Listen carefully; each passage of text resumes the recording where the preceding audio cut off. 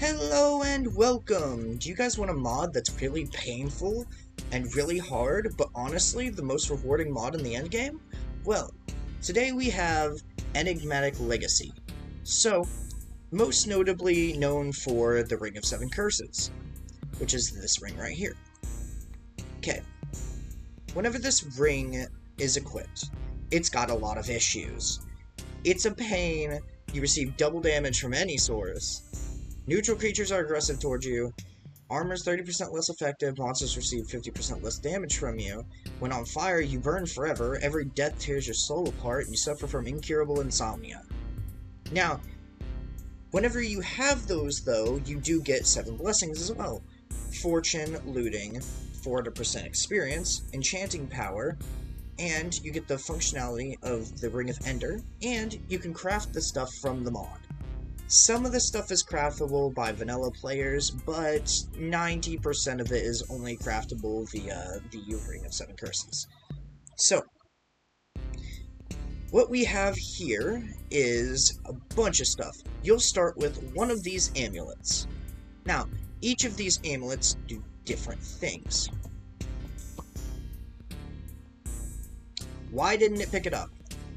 That works. Cool. That other ring is the enigmatic charm, the regular one. This is the normal one that you get. Typically. It does plus 1.5 attack damage, and it will store your stuff in its inventory, that way you can come back anytime for it. And whenever it references your soul tearing apart, what it means by that is quite literally every time you die, you lose more and more health. So if you've ever wanted to play on hardcore mode, but you didn't want to lose your world every time you die, this is a good way to do it. So, the second one is sprinting speed. It does the same thing as the other one. All of these amulets basically do the same thing, storing your items. However, they each do a little charm thing. So, 15% deflect chance, which means you can deflect your damage back onto the enemy. Want that. Gravity, so you can reduce your gravity so you can kind of jump higher, but you'll still take a bit of fall damage unless you get the gravity high enough. Gotta fix that real quick. We have this enigmatic amulet, which gives mining speed. This one gives lifesteal.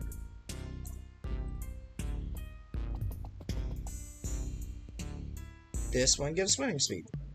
And they kind of, like, you know, give the vibe of this is what they do.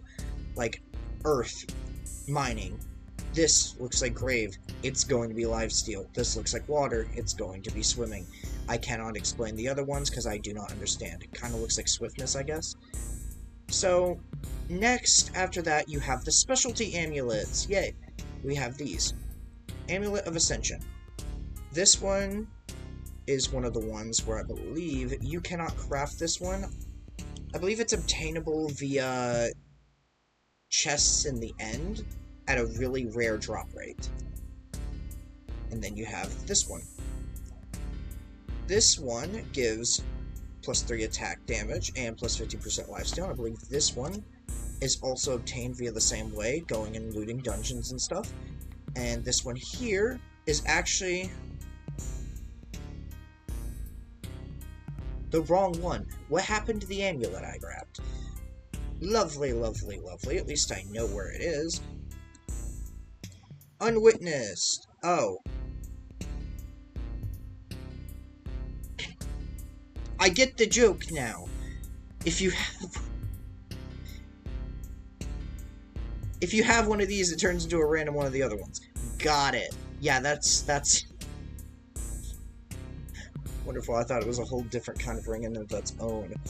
Anyway, so you will not be seeing this equipment and stuff until you get to the end, because all of the materials for it is obtainable in End City Loot. So, the first thing you're going to want to get whenever you're playing Enigmatic Legacy is Hearts of the Earth, which, if you do certain things, you can, like Enigmatic Editions, you can get the fragments of the Hearts of the Earth. But these are all obtainable via vanilla dungeons and also modded dungeons.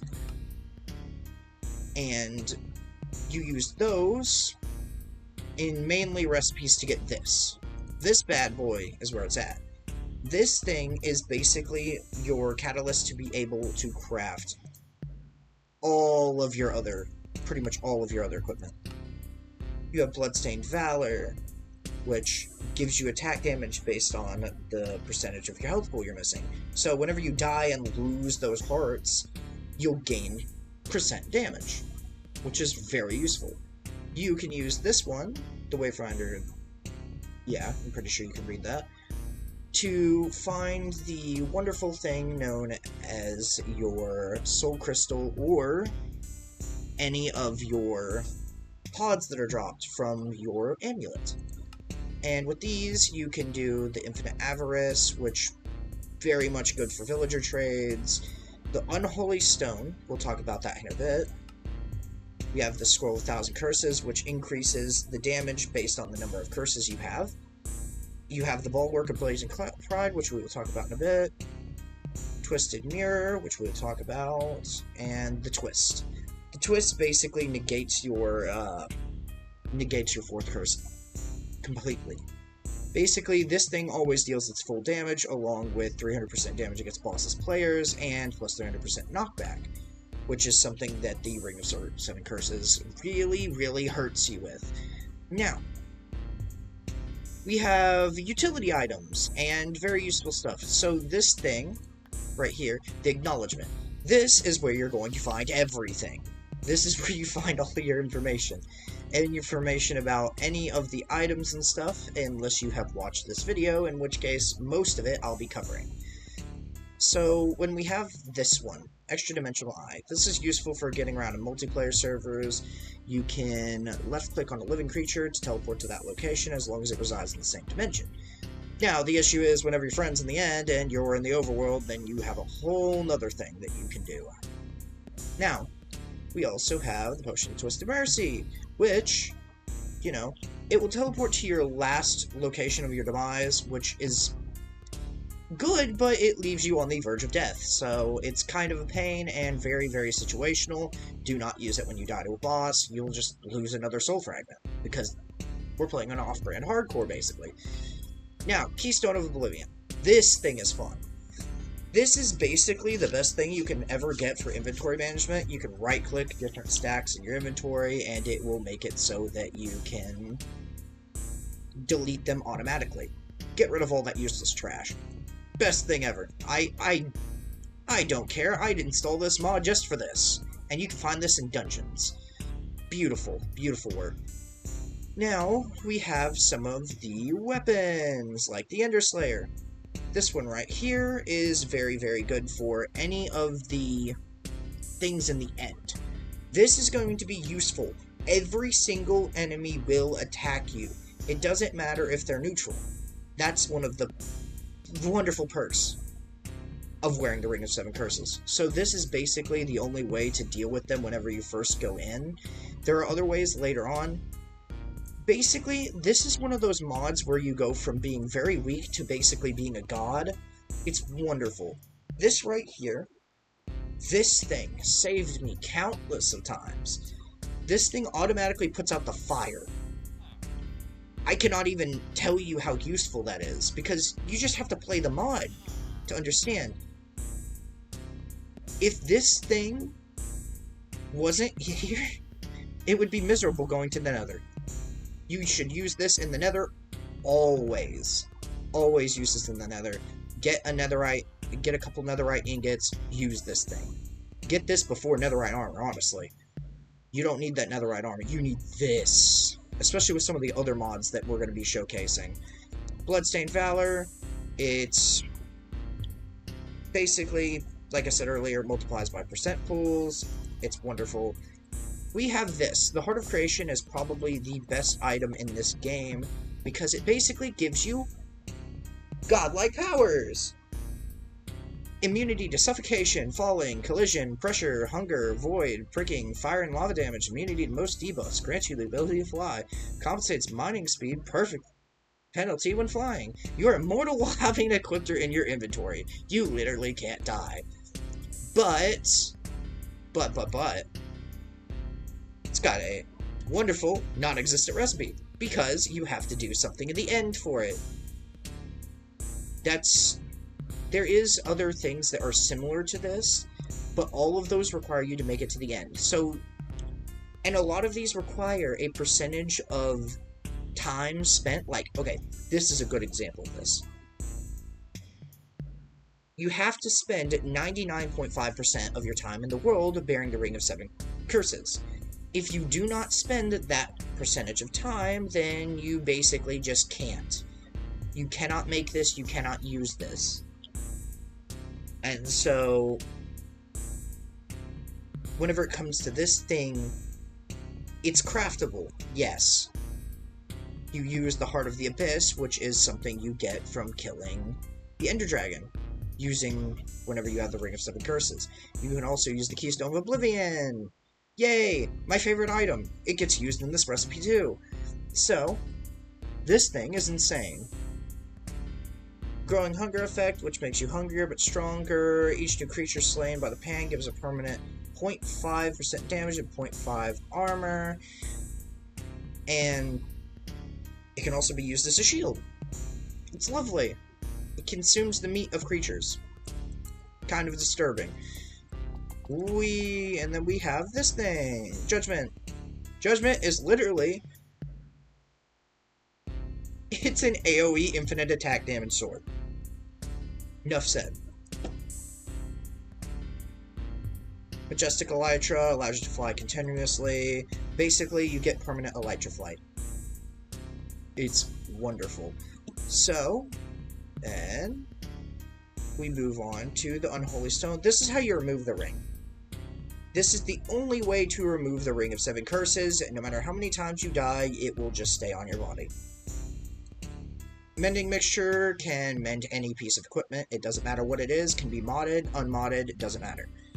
Astral Dust is a key ingredient for 99% of recipes, especially in the end game. You're going to need to get this from the end cities. Nefarious Essence, you get this from killing the Wither.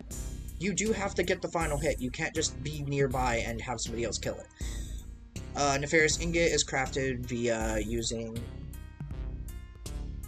the stuff from Nefarious Essence, plus some gas tears, plus some other stuff, like a netherite ingot. This thing! You get this, I believe, from dungeons, and is going to be very, very good. It gives you a ring slot, which was taken away from you by the beginning. Along with the fact that you can just equip a ton of equipment, because a lot of these give you charm or ring slots. So this is the only other way to get past the nuisance that is a bunch of mobs attacking you randomly. This can make your nether pretty much peaceful. You can walk into the nether, and you just, there's nothing. There's nothing. This is such a blessing to have. Then, you have the Twisted Mirror, which you can return to a bed or a respawn anchor or the center of the overworld if you don't have any. It's just a recall mirror.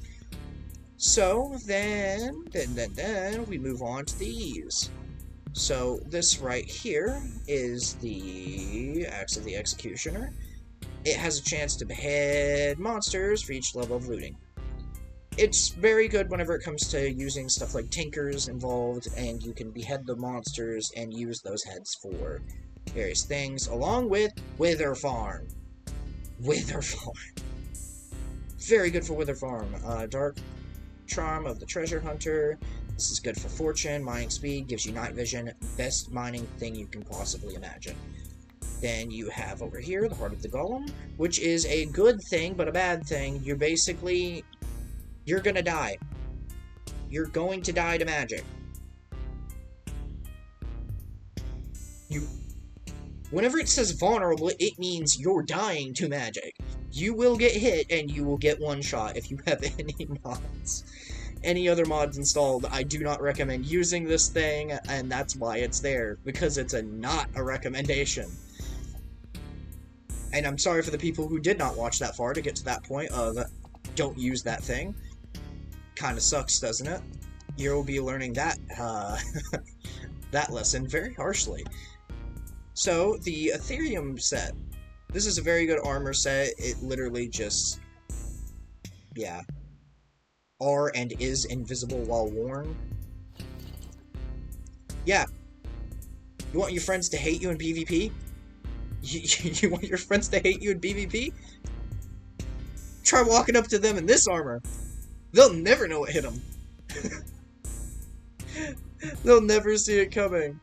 Oh boy, and the way you get Etherium ingots is using the Etherium ore, which you can obtain from the chests in the end cities, and that's why I kind of saved them for last, is because these are the main equipments you'll be using. There is an Etherium hoe, I did not bother to put it up here, for obvious reasons. So, pressing right click will throw you in the direction opposite to your site, so basically, it's literally just a dodge, which is really neat. So the Etherium pickaxe can just mine blocks in a AoE area. You can just shift to negate it though, which is good. Etherium War Axe chops leaves in a wooden leaves in a 3x3x3 area. Very, very good. Very, very good, and it very much has a lot of durability. That's what makes it very useful. Etherium Shovel, also an AoE shovel, and you can suppress the effect. And they do a decent amount of damage. You can fight with this shovel. This is a combat shovel.